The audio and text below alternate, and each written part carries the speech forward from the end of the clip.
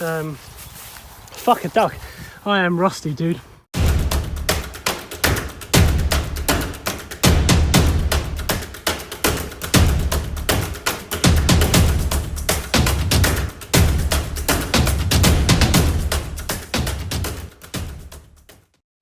I'm working with the Exiles. I'm joined by John again in this video. Now restrictions are being lifted, and in this video I want to talk very briefly and not exhaustively about why we like to try and break our opponent's sword, the breaking action we see in Fiore's works, why we like to try and do that with the punta of our sword, so the end of our sword, against the mezza of my opponent's sword. Now this is always not going to be as perfect as we want it to be, but we train for the ideal and we work around things when they go wrong. So I'd like to try and explain some of the reasons why we do that with some of the actions that we see in the manuscript, why we like it, why it works for us, and then some reasons as to why we choose not to break in other fashions.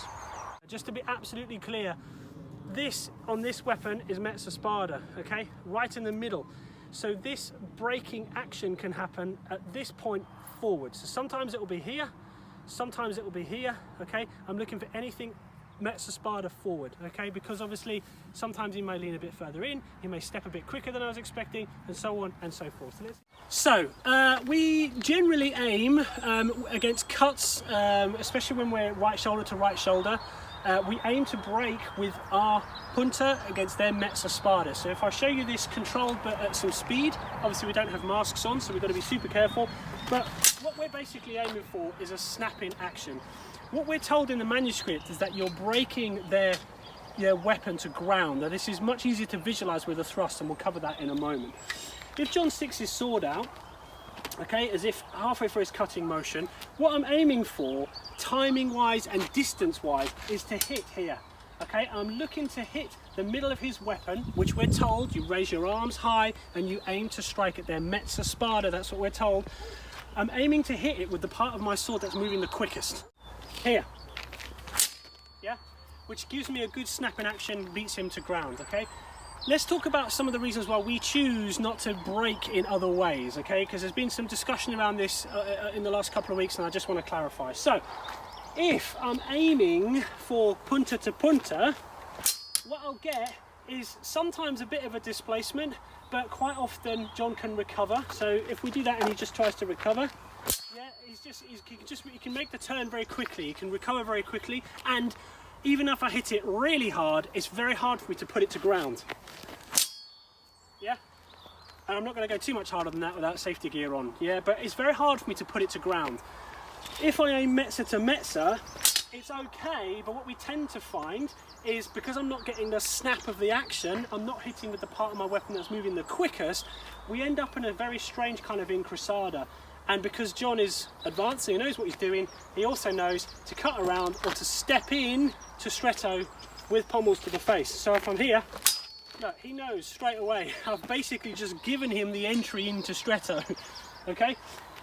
If I'm aiming at the strong, which we'll do really slowly, I may as well just hit his hands, which I'm obviously not going to do.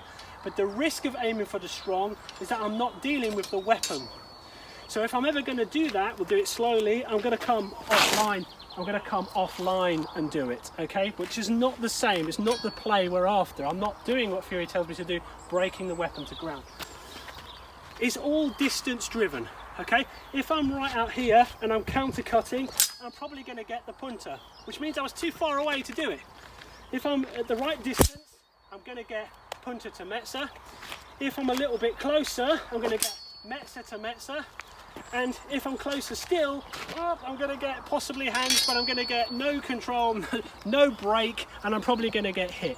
So that's the reason why in training we aim for punta to mezza spada. Okay, hopefully you can hear me through this okay. So what we're going to do now is we're going to do it under a bit of power and with a bit of speed. And what we're hopefully going to aim for is the play as it would unfold on soft, uneven ground, okay? People often have trouble with this play. One, just doing the break and getting the sword to ground. But two, actually having the time to stand on it. Well, with soft, uneven ground, hopefully what will happen is the sword will actually get stuck in the ground.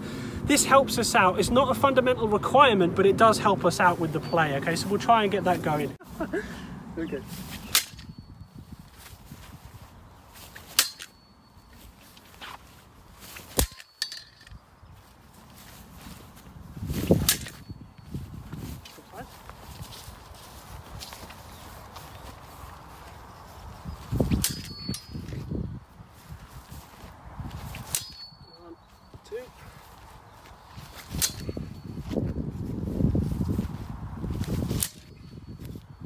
That's going into the ground every time.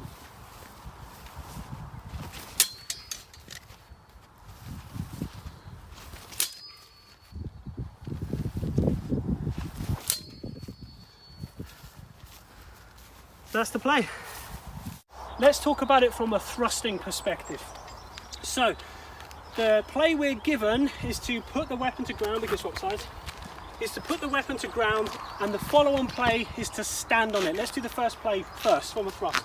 So I'm here, I raise the arms, I raise the arms high, thrust comes in, and I'm stepping like this, punta to mezza spada. This is basically perfect from the manuscript, because I've gone punta to mezza spada. Two options, we've got the play, which is false edge up, true edge down, or if it's gone properly to ground, step on it with the left foot from the Getty or the right foot from the Pisani Dossi. So that's the play that we're given, or the two plays that we're given. Let's talk about where we're breaking though. Again, if I'm raising the arms high and aiming for the punta, look how far away I am to make that work. I'm too far away to do anything. John can recover, and I most certainly cannot step on it from there. If I'm doing punta to punta, punta to punta, it's too far away. I can't step on it. You can see John can resist it really easily. That was a mess, there's no control in that. If I'm doing punta to strong, again, same as with the cutting, I may as well just be hitting the hands. I may as well just be hitting the arms, yeah?